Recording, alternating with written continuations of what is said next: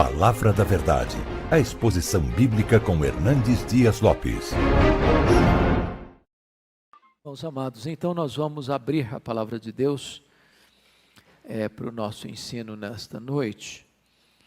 E nós vamos ler Apocalipse capítulo 13, todo o capítulo 13. Apocalipse capítulo 13.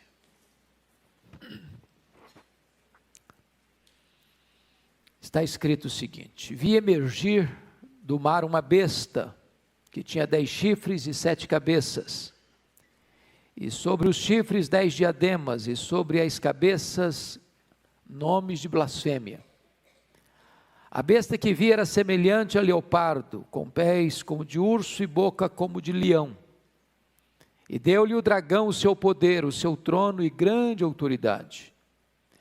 Então vi uma de suas cabeças como golpeada de morte, mas essa ferida mortal foi curada. E toda a terra se maravilhou, seguindo a besta. E adoraram o dragão, porque deu a sua autoridade à besta. Também adoraram a besta, dizendo: quem é semelhante à besta? Quem pode pelejar contra ela? Foi-lhe dada uma boca que proferia arrogâncias e blasfêmias, e autoridade para agir 42 meses. E abriu a boca em blasfêmias contra Deus, para lhe difamar o nome e difamar o tabernáculo, a saber, os que habitam no céu. Foi-lhe dado também que pelejasse contra os santos e os vencesse. Deu-se-lhe ainda autoridade sobre cada tribo, povo, língua e nação. E adorá-lo-ão todos os que habitam sobre a terra, aqueles cujos nomes não foram escritos no livro da vida do Cordeiro, que foi morto desde a fundação do mundo. Se alguém tem ouvidos, ouça. Se alguém leva para cativeiro vai. Se alguém matar a espada, necessário é que seja morto a espada. Aqui está a perseverança e a fidelidade dos santos. Vi ainda outra besta emergir da terra. Possuía 2 chifres, parecendo cordeiro, mas falava como dragão. Exerce toda a autoridade da primeira besta na sua presença. Faz com que a terra e os seus habitantes adorem a primeira besta, cuja ferida mortal foi curada. Também opera grandes sinais, de maneira que até fogo do céu faz descer a terra diante dos homens.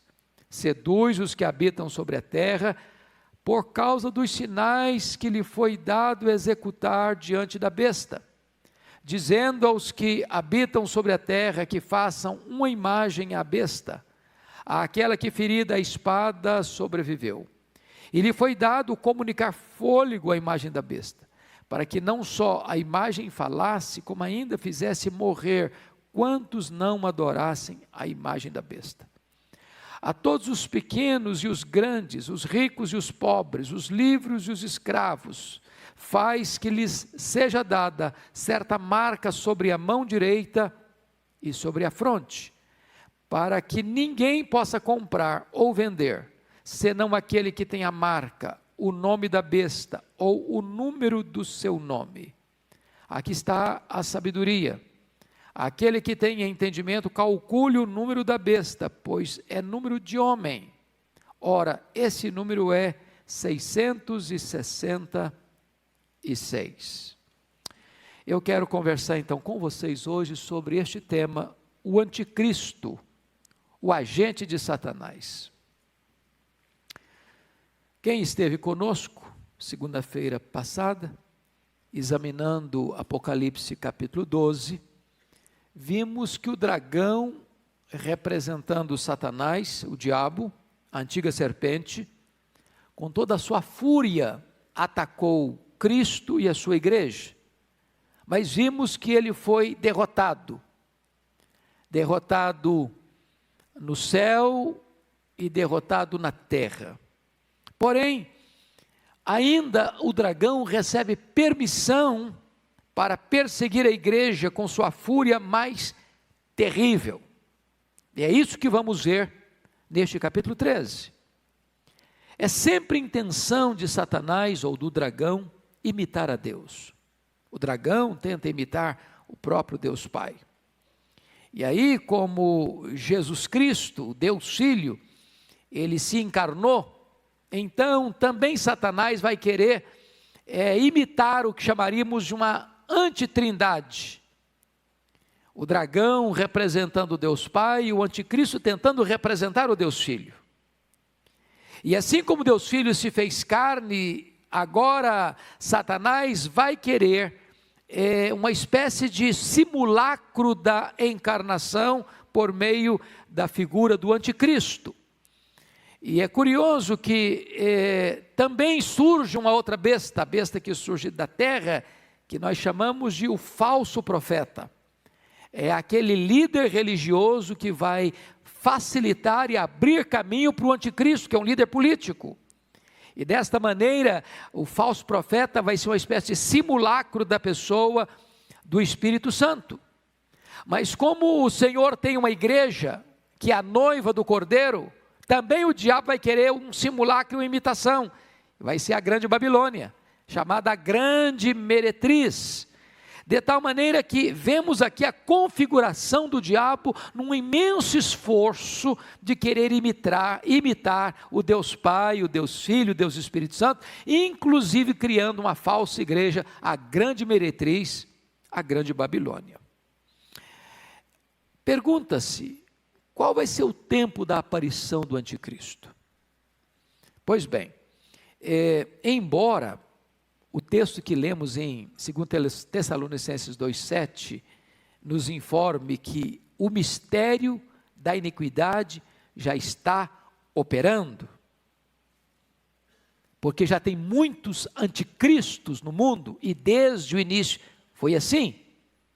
Mas esses anticristos predecessores estão simplesmente compondo esse mistério da iniquidade e preparando o caminho para este grande líder escatológico que a Bíblia chama de anticristo, ou a besta que surge do mar, ou o iníquo, ou o filho da perdição, ou o homem da desolação, ou o pequeno chifre lá da profecia de Daniel, capítulo 7. Mas quando a Bíblia vai circunstanciar a chegada desse personagem chamado de anticristo, ela nos dá 4 pistas. Primeiro, Paulo diz aqui em 2 Tessalonicenses 2,3, que vai ser no período da apostasia. Sempre houve apostasia. Mas Paulo fala de uma apostasia que tem um artigo definido, é a apostasia. Juntamente com a apostasia surge o homem da iniquidade. Então vai ser um período de grande apostasia, como nunca foi vista. Segundo, de acordo com Mateus 24, 21 e 22, no sermão profético de Jesus Cristo, vai ser também no período chamado de a grande tribulação. Terceiro, vai ser também no período em que vai haver a revelação do homem da iniquidade. Nesse período da apostasia, surge o homem da iniquidade. Vale dizer que homem da iniquidade, em 2 Tessalonicenses 2,3, a palavra iniquidade aí é anomia no grego. Ou seja, ele vai ser um homem sem lei. Se a apostasia está dominando, e o que é a apostasia? É a desistência da verdade, é o abandono da verdade, é não acolher os absolutos, é rejeitar qualquer parâmetro absoluto na vida, seja teológico, seja moral. Então notem vocês que o anticristo vem exatamente nesse lastro, vem exatamente com essa bandeira, já que o mundo não quer absolutos, o mundo está rendido ao relativismo, é terreno próprio para ele chegar, ele será o homem da iniquidade, o homem sem lei. E finalmente, esse período é chamado de o pouco tempo de Satanás. Pois bem, vamos analisar agora as várias facetas do anticristo. Eu quero trabalhar essa questão da contextualização melhor para a gente entrar na exposição de Apocalipse capítulo 13. No livro de Daniel, capítulo 7, fala também desse personagem. E esse personagem é retratado como a figura de 4 feras: o leão, o urso, o leopardo e outro animal terrível, que a Bíblia não menciona por nome, trazendo a ideia de que esse personagem chamado anticristo vai incorporar nele mesmo toda a fúria, todo o poder e toda a destruição dos grandes impérios daquela época: Império Babilônio, Império Medo-Persa, o Império Greco-Romano, o Greco-Macedônio e o Império Romano. Então, essa mesma imagem é apresentada em Apocalipse capítulo 13. Esse homem vai configurar nele mesmo o poder e a fúria dos grandes impérios megalomaníacos e terríveis impérios do passado.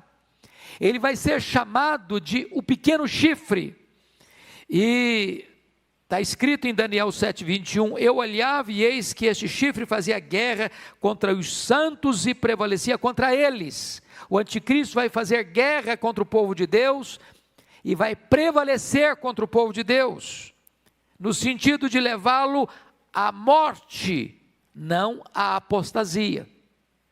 Nesse sentido ele prevalece.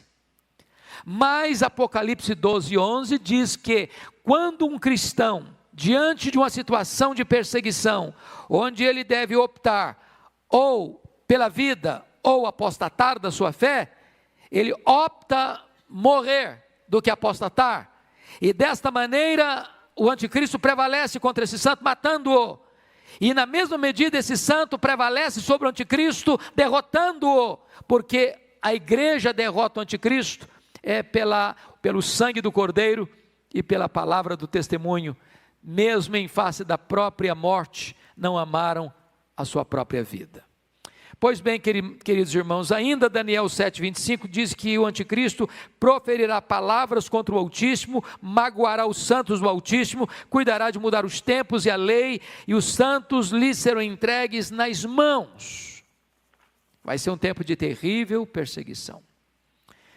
Quando você vai para o ensino de Jesus em Mateus 24, versículos 15 a 28, Jesus faz uma introdução do anticristo na figura de Tito Vespasiano. Se você começar a ler Mateus 24, no sermão profético, você vai perceber que Jesus está falando da invasão de Jerusalém no ano 70. Mas ele faz essa introdução para levar você a uma análise mais profunda e mais longínqua da figura do anticristo. Da figura do anticristo. Da mesma maneira que o ataque a Jerusalém no ano 70, por Tito Vespasiano, entrando, destruindo, arruinando, queimando, massacrando, matando, e de uma forma tão avassaladora, vai ser desta maneira que este maior inimigo, ou mais terrível inimigo da igreja, vai atacar os santos, né? E agora você pode olhar comigo qual é a descrição que João faz. Aliás, preste bem atenção nisso. Dos escritores bíblicos, o único que chama esse personagem de anticristo, o anticristo, é o apóstolo João, e não em Apocalipse, mas nas suas epístolas. Daniel não o chamou de anticristo, Jesus não o chamou de anticristo, Paulo não o chamou de anticristo, quem o chama de anticristo é o apóstolo João. E o apóstolo João vai dizer que já saíram muitos anticristos por aí. O mundo está cheio deles. Por que significa a palavra anticristo? Anticristo pode ser tanto um Cristo substituto, como um opositor a Cristo. Esse prefixo anti pode significar um substituto, um outro Cristo, ou um opositor ferrenho de Cristo. Então, na verdade, há muitos anticristos. Todo aquele que nega que Jesus Cristo é em carne, esse é o anticristo.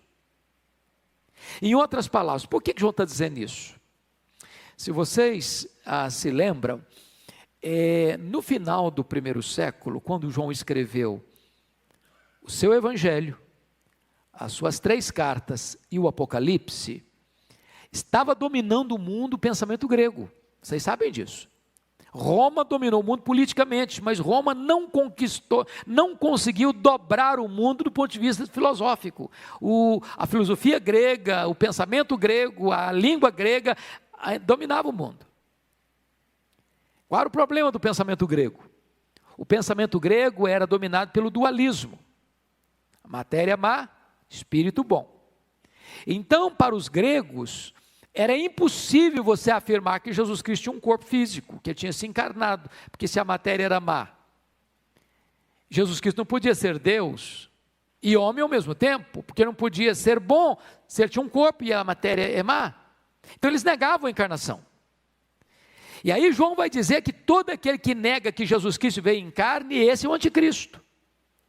Ele nega a divindade de Cristo, ele nega a perfeita humanidade de Cristo, ele nega Cristo. Então João vai tratar dessa questão desse anticristo, que muitos já saíram, mas ele vai falar de uma última hora, onde vem um personagem chamado de o anticristo. Como é que Paulo chama esse indivíduo? Como é que Paulo descreve esse indivíduo? No texto que nós lemos, Paulo vai dizer que o anticristo surgirá na grande apostasia. Você acha que está tendo apostasia hoje? Você já poderia caracterizar o mundo hoje como um período de apostasia? Pense comigo. Pense comigo. Se você olha para o berço do protestantismo, que é a Europa, praticamente a Europa toda hoje apostatou. Praticamente.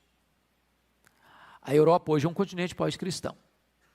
Se você para perceber que o Ocidente é evangelizado a partir da Europa vem para a América do Norte. Hoje, boa parte das igrejas históricas da América do Norte já também estão se apostatando. O liberalismo entrou. Os seminários tomados pelos liberais, não se acredita mais na Bíblia. As denominações históricas hoje estão perdendo membros ano após ano, ano após ano, ano após ano. Se você olha para a América do Sul, você vai encontrar tanto o liberalismo de um lado, quanto o sincretismo religioso do outro. Se você olha para o Oriente, você vê que as grandes religiões orientais, inclusive o islamismo, que hoje é a maior religião isolada do mundo, com mais de 1 bilhão de adeptos, negam a Cristo, budismo, hinduísmo e etc, etc. As seitas entrando. Quando você olha todo esse panorama, você pode dizer, não, nós chegamos a esse período de apostasia. E Paulo vai dizer que esse anticristo não é uma instituição, não é um governo geral, é uma pessoa. E diz o versículo 4 que ele vai ser objeto de adoração, que ele vai se assentar na casa de Deus como se fosse Deus, exigindo adoração como se fosse o próprio Deus. A Bíblia diz que vai se fazer milagres de mentira, e é por isso que ele vai seduzir.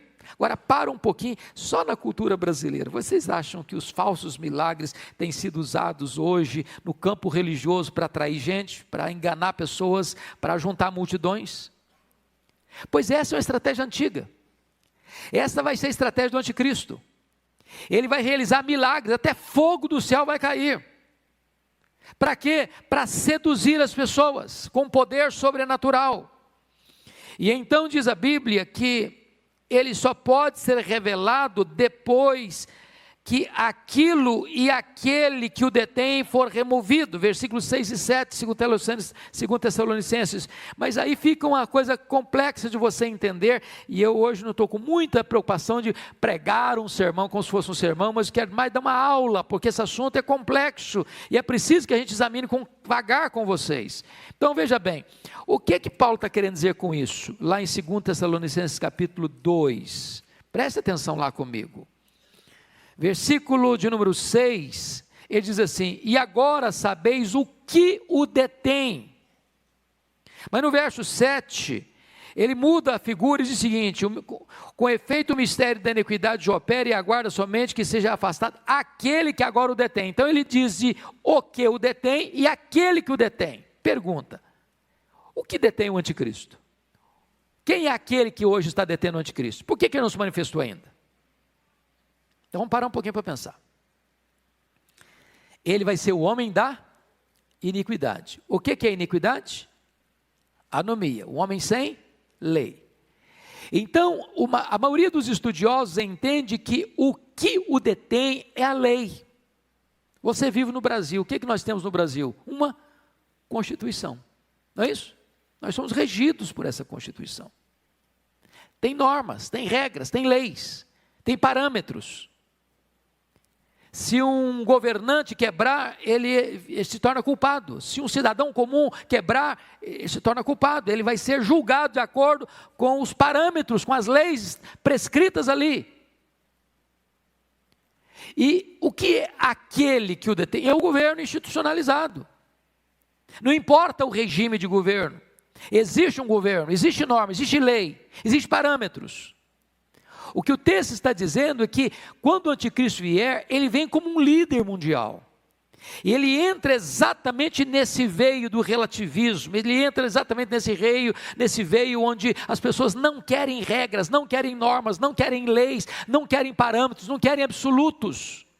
E ele chega exatamente nessa conjuntura para oferecer ao mundo que está caótico um tempo de paz e prosperidade.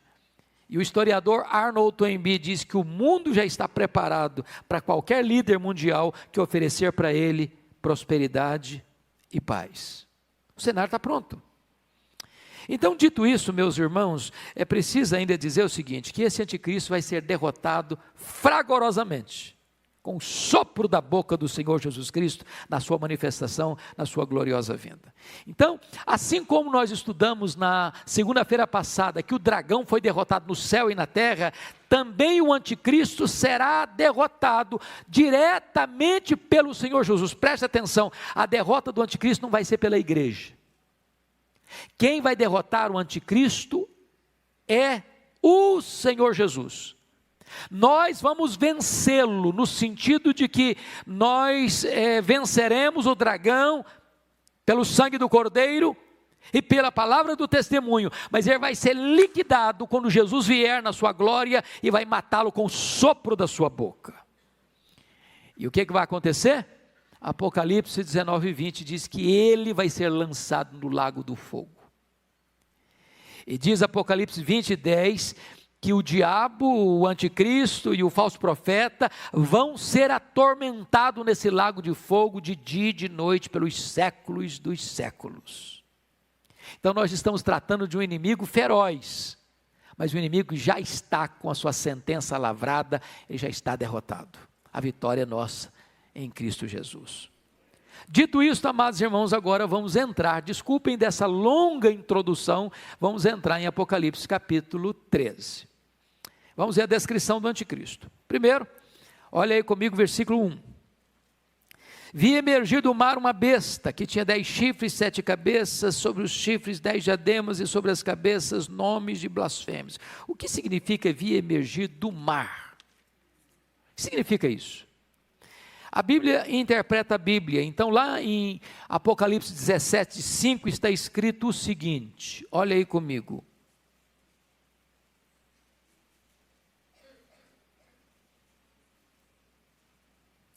Apocalipse,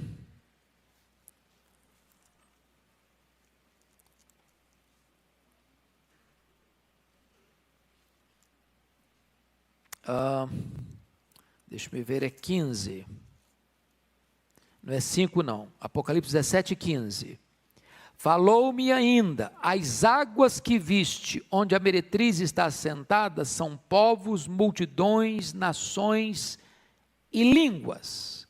Quando diz que esse anticristo vai ser uma besta que vai emergir do mar, está significando o seguinte, ele vai emergir do caos, da confusão, do burburinho, das tormentas das nações e dos povos.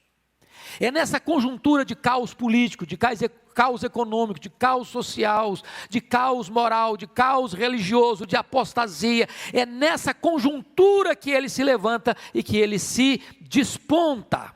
Então vai ser um momento de convulsões naturais, de acordo com Jesus lá no Sermão do Monte, terremotos, epidemias e fomes.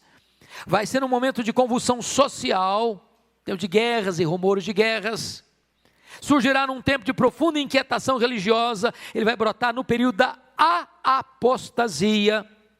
E ele vem para quê? Vem para oferecer ao mundo a solução. Paz, paz. Paz, paz. Então vai ser um líder carismático. Ele vai ser um homem de uma capacidade incrível, de realizar prodígios incríveis, de fazer façanhas incríveis. E ele vai atrair gente do mundo inteiro para ficar seduzido pelo seu poder, pela sua força e pela sua capacidade de fazer coisas extraordinárias. Segundo lugar, ele incorpora, olha comigo 13:2 agora. Ele incorpora todo o poder, força e crueldade dos grandes impérios do passado. A besta que via era semelhante a leopardo, com pés como de urso e boca como de leão, e deu-lhe o dragão o seu poder e o seu trono e grande autoridade. Se você para perceber esses animais, são os animais lá de Daniel, capítulo 7. Esses animais representam esses grandes impérios que dominaram o mundo: Babilônia, Medo-Persa, Greco-Macedônia e Roma. Então, se você pensa num império que tem poder, que tem força, agora pense comigo, todos os impérios juntos. Agora pense comigo em todos os impérios juntos, incorporando num único homem, num único líder. E pensem mais, que esse líder não tem apenas toda a força desses impérios políticos, mas tem a própria força e autoridade de Satanás, que lhe é concedida. Então ele vai ser um líder incomum, ele incorpora todo o poder desses impérios anticristãos. Mas mais ainda, em terceiro lugar, ele agirá no poder de Satanás. Olha comigo o versículo 4. E adorarão o dragão, porque deu a sua autoridade à besta. Também adoraram o dragão, porque deu a sua autoridade à besta. E também adoraram a besta, dizendo: quem é semelhante à besta? Quem pode pelejar contra ela? Preste bem atenção nisso aqui. Porque esse líder é uma espécie de encarnação de Satanás, o dragão, e porque Satanás vai dar para ele seu poder e sua autoridade, as pessoas no mundo inteiro vão adorar o dragão. Irmãos, nós estamos vivendo uma época de reavivamento satânico. Nenhuma religião cresce mais no mundo hoje do que o satanismo. Hoje as pessoas não têm mais constrangimento dizendo: eu adoro a Satanás, e dispor isso em praça pública. Então essa época vai ser uma época em que o diabo vai ser adorado abertamente, e as pessoas vão adorar o próprio anticristo, a própria besta, com uma grande pergunta: quem poderá pelejar contra ela? Olha o versículo 4, quem é semelhante à besta e quem pode pelejar contra ela? Ou seja, ele é um líder singular e ele parece ser um líder imbatível. Essa vai ser a grande opinião das pessoas no mundo inteiro. Mas mais um pouquinho, vamos pensar nisso. Esse anticristo, ele vai realizar, além desse poder, grandes milagres.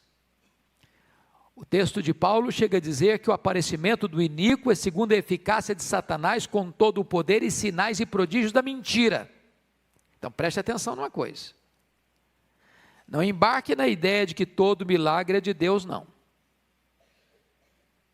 Porque hoje tem essa ideia popular: mas tem milagre de Deus. Não, o diabo faz também, o anticristo vai fazer também, até fogo do céu vai cair, numa tentativa, num simulacro lá de imitar Elias. Mas são milagres da mentira, com um propósito não de esclarecer, mas de enganar, com um propósito não de levar a pessoa aos pés do Senhor Jesus, mas levar as pessoas aos pés do dragão, para adorá-lo. Mais do que isso, irmãos, o anticristo vai governar na força de Satanás. Se você ler o versículo 2 direito, vamos ler essa parte finalzinha lá comigo, por favor. 13:2, só a parte final. E deu-lhe o dragão o seu poder, o seu trono e grande autoridade. Preste atenção nessas três palavras: deu o dragão, que é o diabo, o seu poder, o seu trono e grande autoridade. Então o anticristo era um líder incomum. Nunca houve, nunca haverá um líder humano, político, com esse poder, com esse carisma, com essa capacidade, com essa destreza, com essa possibilidade de realizar coisas naturais e sobrenaturais. Qual a conclusão que as pessoas vão chegar? O anticristo será irresistível. Versículo 4, é o que está escrito aí: quem é semelhante à besta? Quem pode pelejar contra ela? Resultado disso, irmãos, é que a besta, o anticristo, será objeto de adoração. objeto de adoração. E você percebe que ao longo da história, sobretudo do século XX para cá, quantos ditadores que foram adorados como uma divindade. Você pega, por exemplo, não sei se você já assistiu algum vídeo da Coreia do Norte, como é feita uma doutrinação nas escolas infantis, todo dia, para que as crianças venerem o imperador, venerem o seu líder, como uma divindade. Como foi feito isso no Império Romano no passado. Como é feito ainda hoje em alguns lugares. Tudo isso é uma espécie de preparação para esse grande clímax, quando Satanás e o seu agente principal será adorado. Agora, quando você olha, você vai notar que é feita uma imagem do anticristo, o falso profeta faz isso, e leva as pessoas a adorarem a imagem do anticristo. Agora pense comigo hoje como é que é a história do culto às imagens, o culto aos ídolos. Quando a Bíblia diz que o ídolo é nada, mas o que está por trás do ídolo são os demônios. Então toda essa questão da idolatria já é uma espécie de preparação para o mundo adorar o anticristo e a imagem dele com muita naturalidade. Com muita naturalidade. Está escrito em 2 Tessalonicenses 2,4 que o anticristo fará forte oposição a toda adoração que não seja ele mesmo, a ponto de se assentar no templo de Deus e resistir a qualquer culto que não seja ele, perseguindo o povo de Deus. Agora notem comigo 13, versículo 8, que amplitude terá essa adoração do anticristo? Você pode ler o versículo 8 comigo, vamos lá? E adorá-lo-ão todos os que habitam sobre a terra, aqueles cujos nomes não foram escritos no livro da vida do Cordeiro, que foi morto desde a fundação do mundo. Eu chamo a sua atenção para um ponto fundamental aqui, para aquietar o seu coração, para você não ficar com uma vírgula de medo. Quem vai adorar o anticristo? Quem? Todos, exceto quem? Exceto aqueles cujos nomes estão escritos no livro da vida do Cordeiro. Então preste atenção nisso aqui. Se você creu no Senhor Jesus Cristo, seu nome está onde? No livro da vida. Sabe quantos que têm o nome no livro da vida que vão adorar o anticristo? Nenhum. Nenhum. Sabe quantos o Senhor Jesus salvou e vai perder para o anticristo? Nenhum. Sabe quantas ovelhas de Cristo vão ser arrebatadas das mãos dele? Nenhuma. Isso não significa que o anticristo, quando for levantado, não vai matar muitos santos. Porque veja o verso 7 comigo aí. Pode ler o 7 comigo? Vamos lá? Foi-lhe dado também que pelejasse contra os santos e os vencesse. Deu-se-lhe ainda autoridade sobre cada tribo, povo, língua e nação. Então, o governo do anticristo vai ser universal. E nesse governo universal, ele vai atacar a igreja, ele vai perseguir a igreja. Então, nota de rodapé aqui. Eu não quero entrar no aspecto polêmico das correntes escatológicas, mas há uma corrente escatológica muito comum no Brasil, e eu um dia, lá no passado, já pensei dessa forma também. Hoje, graças a Deus, acho que a posição que entendo ser a mais consistente não é essa, é de que a igreja não vai passar por esse momento. A igreja vai ser arrebatada secretamente, e quando o anticristo chegar, nós não estamos mais aqui para ver e para contar a história, então eu não vou enfrentar esse negócio não. Mas não tem base bíblica isso não. Tem base bíblica não. A igreja vai estar aqui sim. A igreja vai passar pela grande tribulação sim. A igreja sempre foi uma igreja de mártires sim. Os santos aqui são os santos, é a igreja. Não temos outro povo, é a igreja. É a igreja. A igreja não será tirada da tribulação, no sentido de não enfrentá-la. A igreja vai ser arrancada do meio da tribulação, porque é no meio dessa grande tribulação que Jesus Cristo vem com grande poder e glória e mata o anticristo com o sopro da sua boca, e os que estiverem mortos ressuscitarão primeiro, e os que estiverem vivos serão transformados e arrebatados para encontrar o Senhor Jesus nos ares, e assim nós estaremos para sempre com o Senhor, e o anticristo e o falso profeta e o dragão lançado no lago do fogo para ser atormentados por toda a eternidade. Então, meus amados irmãos, vamos olhar agora como este anticristo vai perseguir e se opor abertamente a Deus e à igreja de Cristo. Eu vou ler alguns versículos para vocês perceber isso. Está lá em Daniel 7:25 e outros textos da Bíblia. Está escrito assim: proferirá palavras contra o Altíssimo, contra o Deus dos deuses falará coisas incríveis. Paulo diz que ele se opõe e se levanta contra tudo que se chama Deus, ostentando-se como se fosse o próprio Deus. João declara: e ele abriu a sua boca em blasfêmia contra Deus para lhe difamar o nome. E ainda, este anticristo que nega o Pai e nega o Filho, ele está perseguindo a Deus e perseguindo a igreja de Deus, falando mal de Deus, falando mal da igreja. Se você percebeu comigo, olha aí versículo 6, 13:6, você pode ler? Pode abrir comigo? E abriu a boca em blasfêmias contra Deus, para lhe difamar o nome e difamar o tabernáculo, a saber, os que habitam no céu. Vamos entender isso aqui. Ele não pode lutar contra Deus, ele não pode lutar contra os crentes que já morreram e foram para o céu. O que é que ele fala? Ele blasfema, fala mal, ele insulta. Os que estão na terra, ele vai lutar contra eles e prevalecer. O que significa prevalecer? É a ideia de que um dia, possivelmente, se nós estivermos vivos nessa geração, vamos ter que enfrentar isso. Ou você nega Jesus, ou eu te mato. Algumas pessoas dizem: ah, pastor, mas eu acho que eu não tenho coragem, não. Se na hora eu fraquejar, e se na hora eu não tiver peito e coragem? Deixa eu dizer uma coisa para vocês. Os mártires que foram para as fogueiras, que foram para as arenas, que enfrentaram feras, que foram crucificados, eles eram gente igual a você e a mim. Eles não eram super crentes, eles eram crentes. Se Deus permitir que a nossa geração enfrente uma situação dessa, Ele mesmo nos capacitará para enfrentar, irmãos. É óbvio.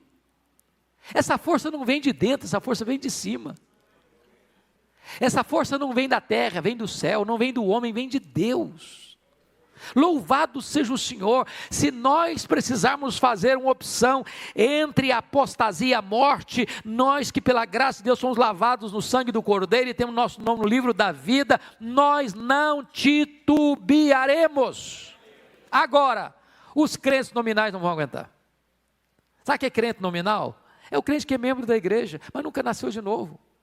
É o crente que tem nome de crente, tem o nome no rol da igreja, mas ele nunca teve uma experiência de conversão, de novo nascimento. O nome dele está no rol da igreja, mas não está no livro da vida. Esse não vai aguentar, esse vai apostatar, esse vai abandonar, esse vai adorar o anticristo. Esse vai fugir da morte. Esse vai se render ao dragão e ao seu enviado. Agora notem vocês, e eu quero concluir aqui a manifestação do anticristo. Hoje ele está presente nos seus precursores. Há muitos anticristos. Se você me pergunta se o anticristo já está aqui, eu não posso afirmar. E penso que aquele que afirmar corre um grande risco. Porque se ele é um homem, e se ele já está presente, eu estou marcando a segunda vinda de Cristo. E marcar a segunda vinda de Cristo é uma tolice. Toda pessoa que marcou, fracassou. O que nós podemos afirmar, e Paulo já afirmava no primeiro século, é que o espírito da iniquidade já opera.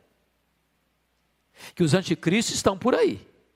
E todos eles são precursores deste o anticristo.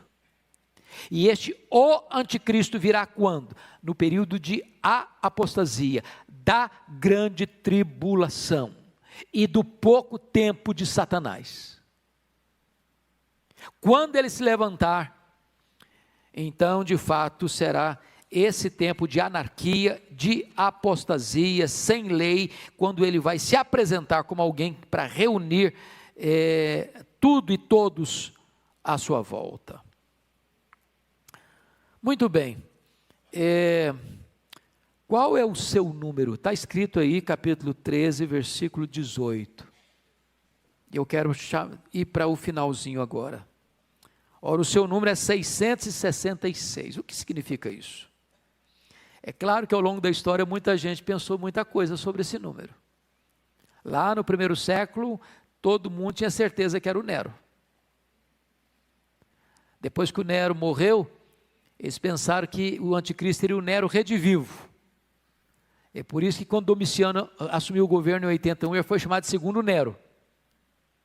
Depois, na Idade Média, nos reformadores, nas confissões reformadas do século XVI e XVII, todos pensaram unanimemente que o anticristo era o Papa. E fizeram...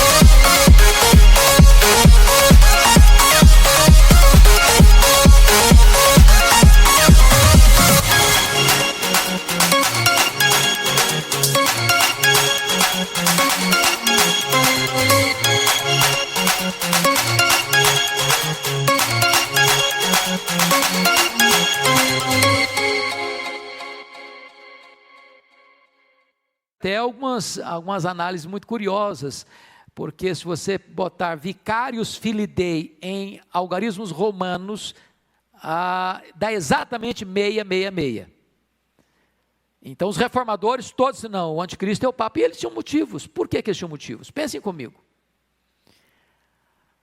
O papado historicamente começou em 607, com Bonifácio III. Pega comigo que a reforma aconteceu em 1517, certo? Então nós estamos falando aí de praticamente 1000 anos, de apostasia, de desvio da verdade, de opressão à igreja, de massacre aos cristãos. É claro, se você tem 1000 anos nas suas costas, numa liderança dessa forma, talvez você subscrevesse a mesma ideia. Hoje alguém pensa que o anticristo foi o Hitler, outro pensa que foi o Mussolini. O certo é que a única evidência que nós temos que o número dele é número de homem, e é 666. O que significa isso? Penso eu que a melhor interpretação é que o tríplice 6 é o tríplice imperfeito, porque o 6 é o número que não chegou à perfeição, o número 7. Se ele é o tríplice 6, ele é a completude da imperfeição, da iniquidade, da maldade, da crueldade, da violência. Como todo o livro de Apocalipse é um livro altamente simbológico e enigmático no que tange ao seu significado.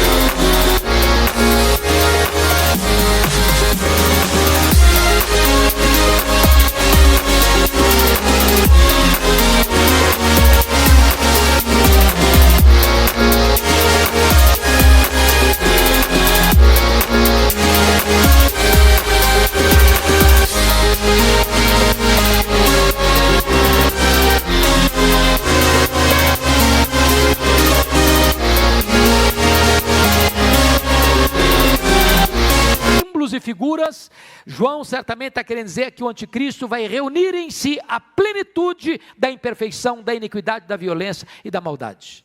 Esse vai ser o anticristo. Eu quero concluir então dizendo para você que a limitação dele, ele tem limitação quanto ao poder. Ele não pode tudo, ele não faz tudo. Sabe por quê? Que ele vai pelejar contra os santos e os vencer, exceto aqueles que têm o nome escrito no livro da vida. Então, contra os crentes verdadeiros, ele não vai poder fazer nada, a não ser matá-los. Mas matar um crente não é derrotar um crente. Louvado seja Deus. O crente tinha uma coisa tão maravilhosa que mesmo morrendo ele vence. Mesmo morrendo ele vence.